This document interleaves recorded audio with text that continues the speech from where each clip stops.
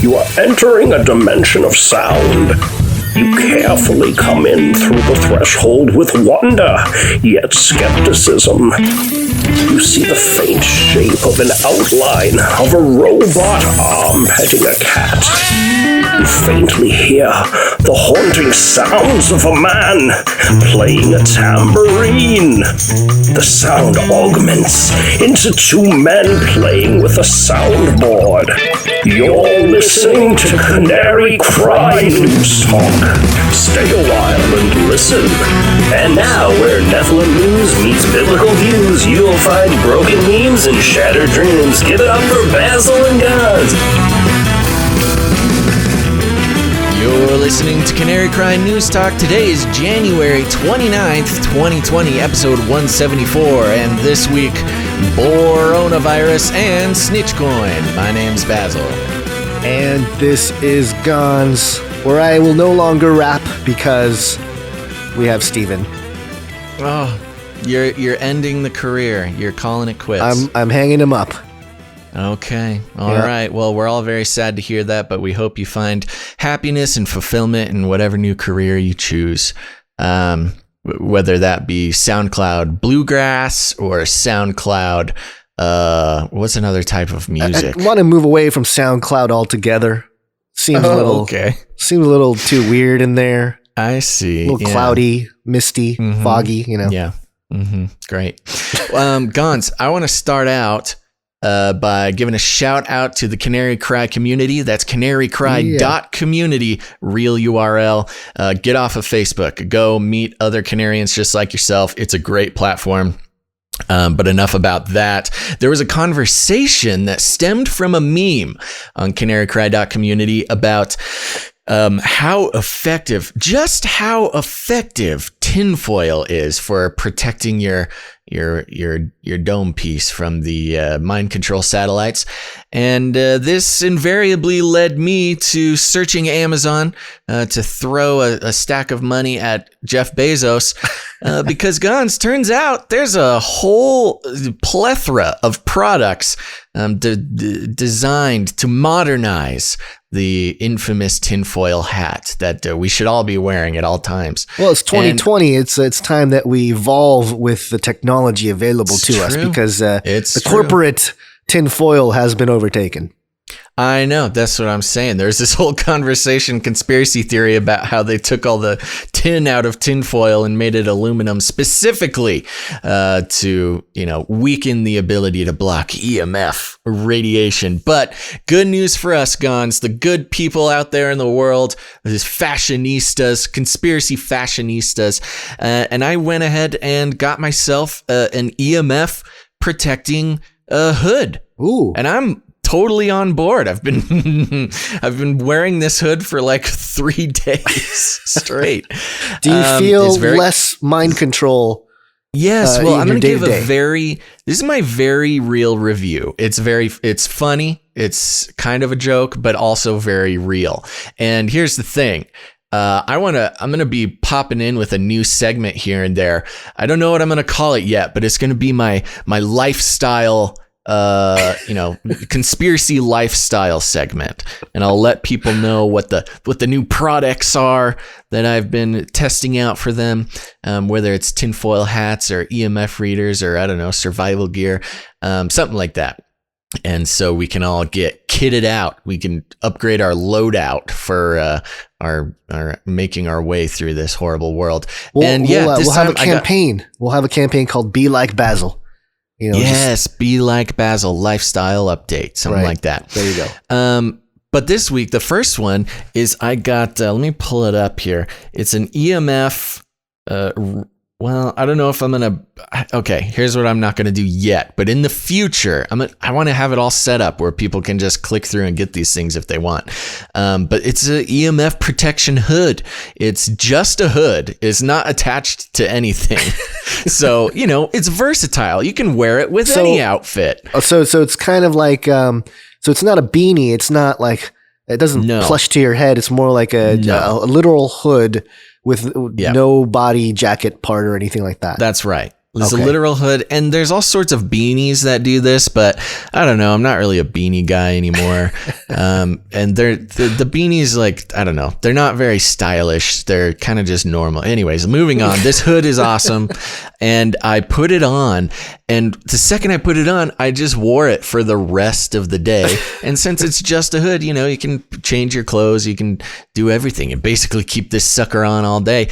And I also, along with it, because I'm a scientist, I bought an EMF meter because I wanted to test if it was real and true. And I walked around my house with the EMF meter and found that I am surrounded by the death rays that are taking over our minds and our lives. But this hood is awesome. I like it. It's comfortable. It's stylish. What color is it? That's it. This one's gray. I would like to find some different colors. That's the thing. Some Canary Cry colors. Yeah. Or dude, a I want to brand CCNT some logo. of these things. Yeah. Here's the deal. Nobody go out and buy one right now. Wait for me to get them branded, and then you can have your own Canary Cry thing. So supposedly it blocks out 99.9% of EMF stuff, and I tested it. I put it right next to my Wi-Fi router, which is the most dangerous sort of EMF emitting thing in my house, and completely blocked it, baby. 0.000 reading on the EMF. How much was it? How much was it without the hoodie there? You mean how much was the hood? Oh. Well, I gotta say, I don't fully understand the ratings, but the little meter starts at 0, and I don't know how high it goes, but the normal sort of ambient EMFs that I have in my house, kind of range from 0 to maybe 0.6. But then when I go near the Wi-Fi router, it's like 14.9 or something. It's crazy. And so it starts flashing. Shuts that out. Yes, my EMF meter starts flashing and making a very angry beeping noise. Like, get away! This is a danger zone. Wow. So, yep. But with the hood, hey, we're all good. 0.0, baby. With the hood, we're all good. Oh my gosh, good. Yes. With the hood, you're all good, and that's what's going to be emblazoned across the back of the hood when I brand these for our listeners. So there you go. I recommend it. I'm wearing it right now. I'm podcasting with my tinfoil hat on. So, we're keeping keeping it rolling. All we're doing, though. Real practical advice. All we're doing is inspiring the bad people. Inspiring them to do what? Mind control research intensifies. Okay. Very good. All right. Well, let's get into the show, the real show, Gons. Thank you, everybody. That's been the Be Like Basil lifestyle segment. Let's do a Flippy update real quick. Flippy update. Do you want fries with that? For new listeners, Flippy is our adoring colloquial name for disembodied robot arms that are taking our jobs, enslaving our children, and flirting with our spouses. Flippy being the very first one we reported on, the robot that flips burgers to the perfect tenderness. And here's the thing, Gons. Flippy is elevating his game. He is ascending? He's ascending. ZDNet.com burger flipping robot now stands on its head, which is not actually what it's doing. But before Flippy, he has sort of a robotic base that you wheel up to a fryer or a grill or something, and he's on the ground flipping burgers. Now he has ascended into the sky. He now comes down from the ceiling to flip your burgers, saving a little bit of square footage on the footprint. Footprint, yes, of your fast food establishment. So there you go. Watch it out. We're so busy here on the ground, keeping an eye out for Roombas and Ballies and all sorts of little robots scurrying around on the floor. Flippy, death from above. Did you notice that in the article it says that it's dubbed the Miso Robot on a Rail? Roar, ROAR. Oh, the new design. No, I did not. Yeah, but yes, he's on a little rail thing, kind of mounted above the kitchen where it can kind of slide around and do all sorts of stuff. So pick up your Flippy head is and slam it against the ceiling. Yes, he's becoming more. He's becoming more dexterous, and he can now kind of fly around the kitchen and do the jobs. So watch out, everybody. Death does not, robot death does not come from merely stubbing your toe on a Roomba, but Flippy will come down from the shadows and flip you right over. The wind is so strong right now, all of a sudden, that our little umbrella in the backyard just tipped over and made a commotion. Yeah, okay. But also, I didn't hear it. But yes, okay, for those who, if you want the picture of what's going on, Guns, there's a windstorm. There's a portal opening, apparently. Helicopters flying by. I don't know what's going on out there. The mothership is descending. It's all happening right now as I record this podcast. But also, Welcome to Chinese News! That's right, Chinese news. From Australia. News.com.au because we get all our news from everywhere. Yes. 4 creepy coincidences in coronavirus outbreak.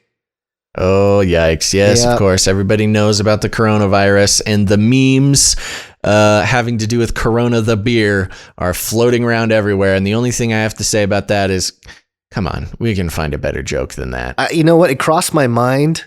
And then that was it. I didn't really go looking for. I probably would have realized that people are doing that for memes. But the funniest Corona meme I saw was that Corona has changed its name from Corona Extra to Ebola Extra, so we can have some Ebola beer.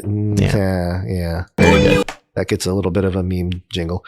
As health authorities scramble to stop and spread of the disease amid fears of a global pandemic, the coronavirus panic has generated a flood of misinformation, dubious claims, and conspiracy theories online. No way. Many, such as the claim that coronavirus was patented, have been debunked by super credible websites like PolitiFact, Fact Check, and Health Feedback, but there's no denying several strange circumstances surrounding the outbreak. Oh. And so we're going to get into some of those items. Okay. The first one is Wuhan scientists create hybrid bat coronaviruses, sparking safety warnings. In 2015, scientists in the US and China revealed they had created a chimeric virus by combining a coronavirus found in Chinese horseshoe bats with another that causes human-like severe acute respiratory problems, SARS, in mice. The study published in the journal Nature Medicine demonstrated that SHC-014 coronavirus, a different strain to the one at the center of the current outbreak known as the 2019 -NCOV, was capable of infecting human airway cells. So there you go. You got that. 2015 was kind of a long time ago. Wait, so what is the coincidence that they just talked about coronavirus in 2015? No. So, okay. So basically they came out with the story that they created the chimeric virus, that there's a strand of this virus, of coronavirus that is chimeric. It's not like it's not normal. All right. So it said a couple of the people here quoted, quote, "If the virus escaped, nobody could predict the trajectory." That was a guy who worked for the Pasteur Institute in Paris. A Rutgers University molecular biologist agreed, telling the publication the only impact of this work is the creation in a lab of a new non-natural risk. Those are some interesting words there. And then also fueling conspiracy theories is the fact that 2 of the papers as co-authors were based at the Wuhan Institute of Virology. And according to the former Israeli intelligence official, interesting person to have quoted there or referenced, the Wuhan Institute of Virology, one of the only facilities in the world with a biosafety level 4, that's BSL-4 certification needed to handle the most deadly diseases, is actually part of a secret biological weapons program. Oh, so of course it is. But that's what's interesting about this article is like, well, there's so many conspiracy theories. But here are some facts, and then it's something Facts. that all the conspiracies are true. Yeah, this Israeli intelligence official, former, Got it. is saying that what's the they're next bi-level one? 4. All right, next one. Outbreak comes 3 months after global coronavirus pandemic simulation. Yes. Oh my gosh. Late last year, experts from the Center of Health Security at Johns Hopkins University teamed up with the World Economic Forum and the Bill and Melinda Gates Foundation. Where's my laser? Yeah. For an exercise in New York dubbed Event 201. The 8-hour panel brought together leaders in business, government, and public health to play a team of presidential advisors modeling the response to a worldwide pandemic of, you guessed it, coronavirus. Mm-hmm. The scenario began 3 months in it began 3 months into the pandemic, where the simulation began. 500,000 cases globally. By the end of the simulation, a mock news broadcast described the carnage. Quote, 20 months into one of the worst pandemics the world's ever known. Still, there's still no vaccine.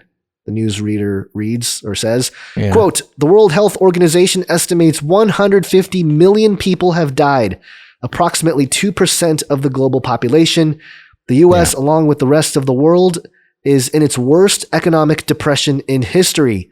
The Dow Jones is down 90 cent, GDP down 50%, unemployment, blah, blah, blah, blah, blah. So okay, fake news thing. We get it. Yeah. So the fact is a simulation. And the timing on this is interesting because in another story that I was reading, which actually we might bring up. Yes, okay. I will bring it up. Do it now. Well, yeah. Just connected with that is that was done 3 months ago, which would have been November-ish. October, November. End of October, beginning of November is when the simulation was run. And then the very first local newspapers that covered the sickness. Now, this isn't, of course, this has been happening for a month or so before it became national news. But the first local newspapers in China to report the coronavirus sort of breakout was the beginning of December. And so 1 month after the simulation is when the actual disease started spreading, which is very coincidental. Weird, huh? Yeah, nothing to see here. Yeah. All right, what's the next one? All right. Netflix drops scary new pandemic documentary series as coronavirus spreads. Yeah. Earlier this month, Netflix revealed the first trailer for, as Observer called it, its frighteningly relevant upcoming docuseries that speaks to the heroes on the front lines of the battle against influenza about their efforts to stop the next global outbreak. Yeah. Pandemic. So Pandemic was just a documentary that was about a superbug coming to kill everybody. Right, and it came out earlier this month. Yep. There was some interesting titles. A coincidence. Yeah. The timing of the show with its ominous episode titles, Pandemic is Now, Seek, Don't Hide, Prayers Might Work, and Don't Stop Now, has naturally raised eyebrows, with many on Twitter describing it as creepy and suspicious, which I think is kind of suspicious. That is the tone of I think the majority of the mainstream folks. They're starting to be like, that's the thing. It's kind of weird, guys. This is getting really weird. That's the funny thing about this story is like there's a bunch of conspiracy theories. And here's all the real ones, and it's all the conspiracy theories. It's all the conspiracy theories. And the last one, of course. Can I do this last one? Yeah, go ahead. Fine. Yeah. This one I actually caught as well, but now is a very well-known fact, which is the logo of the laboratory where the disease came out of is the exact logo from the evil company Umbrella Corp from Resident Evil. Yeah, it's crazy. It's the exact logo down to proportions and everything. They just changed one color from red to blue. And I mean, you can't make this stuff up. It's unbelievable. Yeah. So the logo that the laboratory coronavirus broke out of is the same logo as the evil corporation in Resident Evil that created a zombie apocalypse virus that is the catalyst of the game. So yeah, now everybody's catching on. These are not conspiracy theories. These are conspiracy facts. Another fun thing, a little bit talking about some AI guns. Yeah. Do we have an AI jingle? Yeah, we do. Somewhere. Oh, okay, I'll let you find that while I read this. Foxbusiness.com headlined, "A Canadian robot sent coronavirus warnings days before officials. First warnings of the deadly coronavirus didn't come from the Center for Disease Control and Prevention or the World Health Organization. They came from a robot in Canada. Good job, Canada."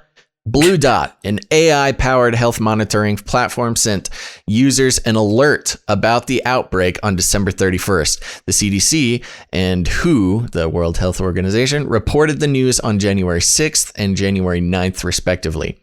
To sum this up,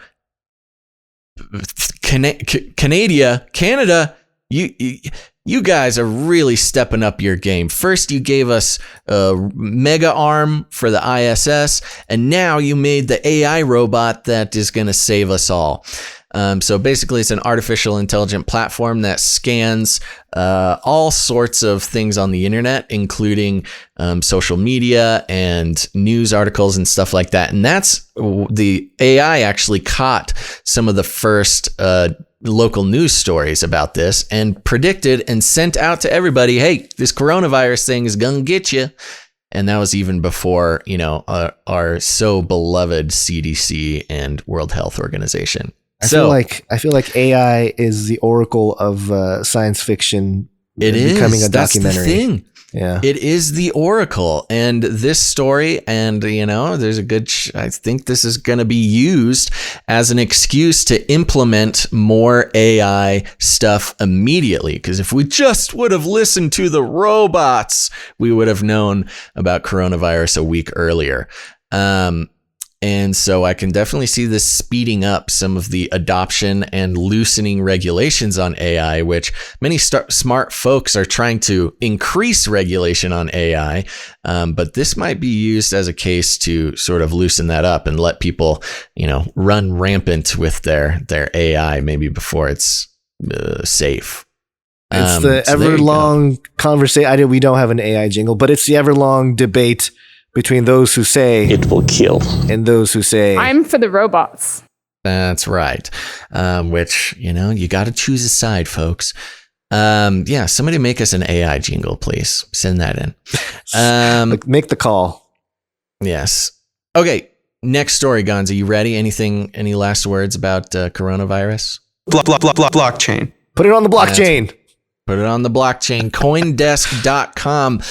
Now, this is a fun one. IBM, well, first, we try to keep up on cryptocurrency and the blockchain stuff. Personally, we know it's not everybody's cup of tea, but there's some important things to keep in mind because, as far as what the economy looks like, how money works, and all of our banking systems. It's all one thing. We're looking at cryptocurrency and the blockchain in the future, folks. So it's important to keep up on this.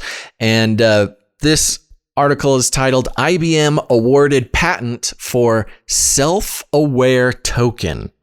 And for those who don't know, token is kind of one of the names of a category of cryptocurrency. IBM has received a U.S. patent for a type of, quote, self-aware token that can record its own transaction data.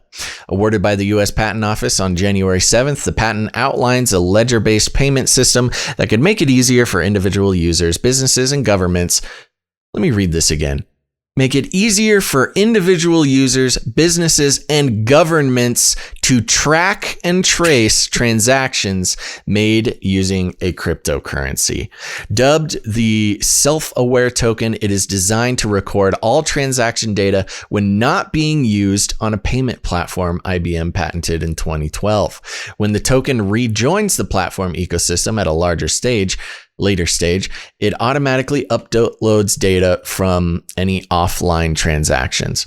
Then it gets a little technical, so I might jump back into the article here in a second. But just to catch everybody up, one of the wonderful things about cryptocurrency and what makes it so unique compared to just sort of like some other digital currency, like you might find it in an app or like a game or something, which is technically digital currency. Cryptocurrency, allows anonymity. When you're paying for stuff with it. So it's kind of like cash. The great thing about cash is you can just spend it and it's not like recorded on your permanent record and put into your, your personal ledger of activity. Yes, the government or whatever. So, Bitcoin, for instance, for the most part is untraceable, or at least very hard to trace. But IBM's coming out saying, hey, we love this cryptocurrency thing. You love this cryptocurrency thing. It's the future. But, we can't just have it be such a free for all. We got to be able to track all of it, even if it's not, technically in the system. And that's what this token does. This cryptocurrency will record everything you do with it. It's like having a dollar bill with, with a microphone in it or something like that. Or it takes the fingerprints of everybody who ever touched it or something. Oh, that's even better. Yes. Yeah. Imagine a dollar bill that records your fingerprint whenever you use it. Yeah. And so that's what they're trying to do here. And, cryptocurrency enthusiasts, one of the biggest bonuses or characteristics of cryptocurrency is that you can, use it and not have to worry about having everything recorded. And that's, a problem for people trying to catch criminals spending money. But, it's also just a normal, not too much to ask privacy wise that every single thing you buy won't be recorded. Right. Well, it's kind of, for those who don't really get Bitcoin and understand sort of the reasoning and all that kind of stuff, the basic idea is that it does record the transaction that you can actually look up. It's because it's a public ledger of transactions, but the identity of the owner of that wallet is not necessarily public. You can make it public, but once you make it public, then it's out there. And someone, the government, whoever, can make the association. So that's kind of the beauty of it. It's a giant pool of transactions happening, and the governments and institutions doesn't know who's doing it. Yeah. And so, but at the same time, we heard about the pedo crew or whatever that got taken down because they were using Bitcoin. So because it left a paper trail. So there's like that give and take. Yeah, I don't know, the criminals, the bad people. But yeah, it's always kind of an issue when the company that basically assisted in the documenting and numbering of the individuals in the Holocaust are coming out and saying it just records everything. No, nothing to see here. Just everything. Right. And also we're going to see it on Twitter.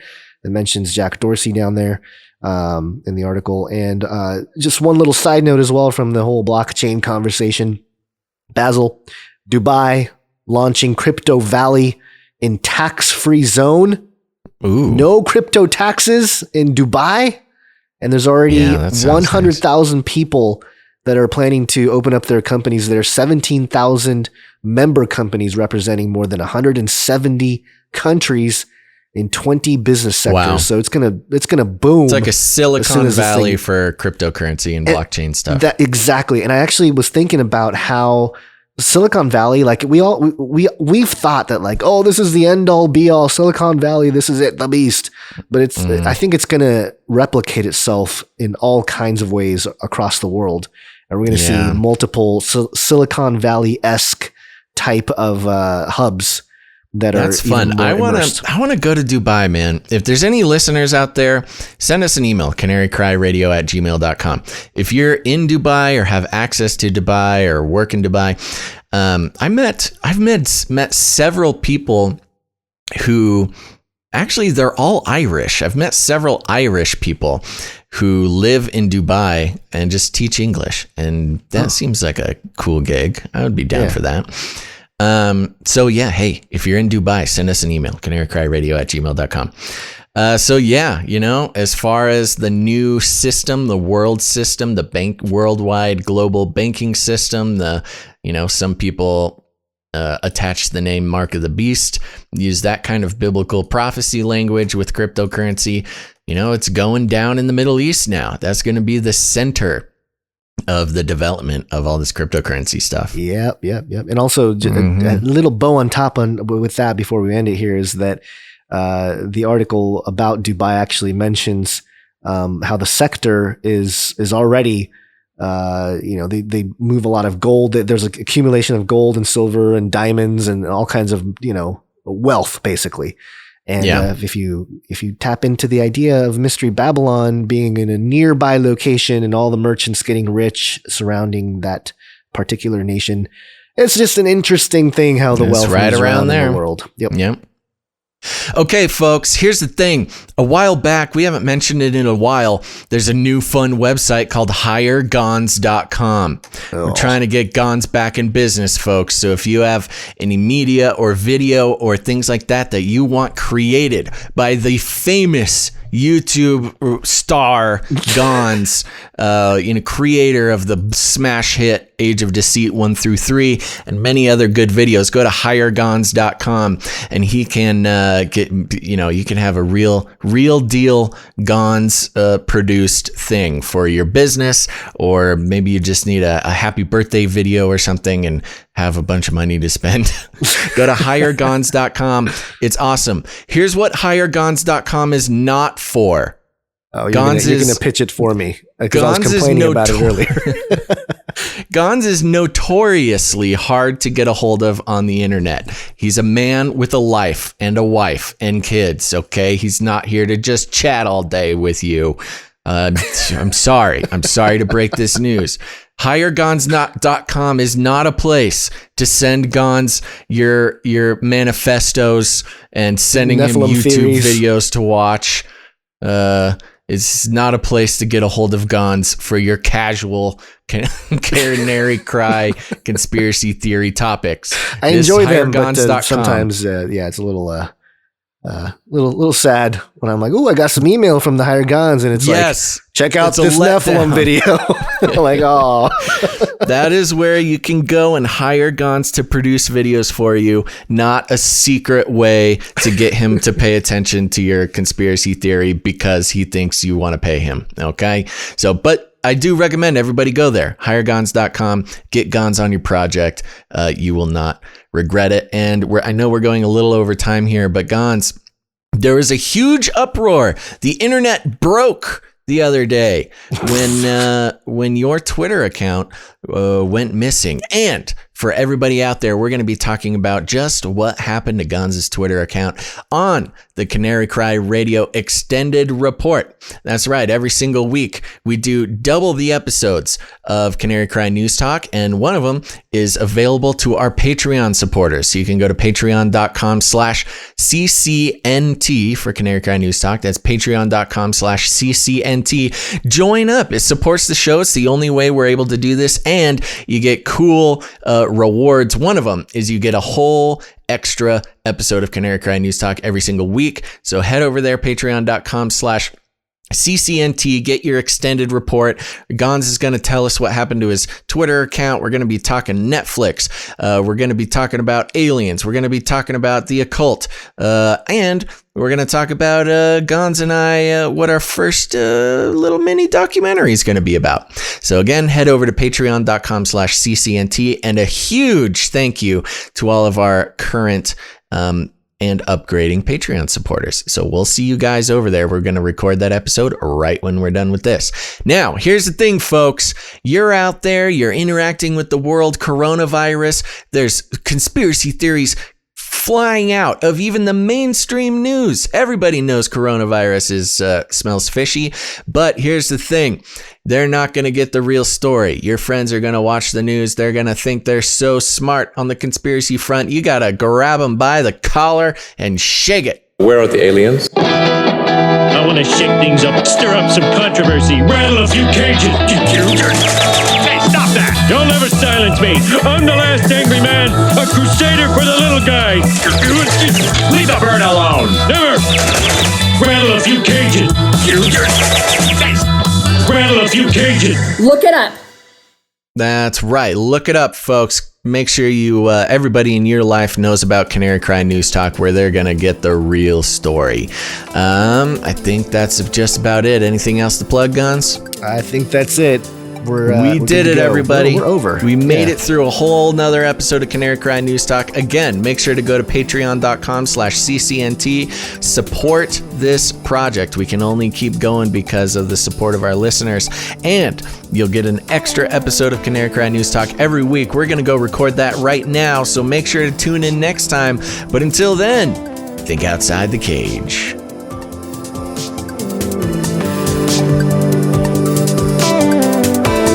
It will kill.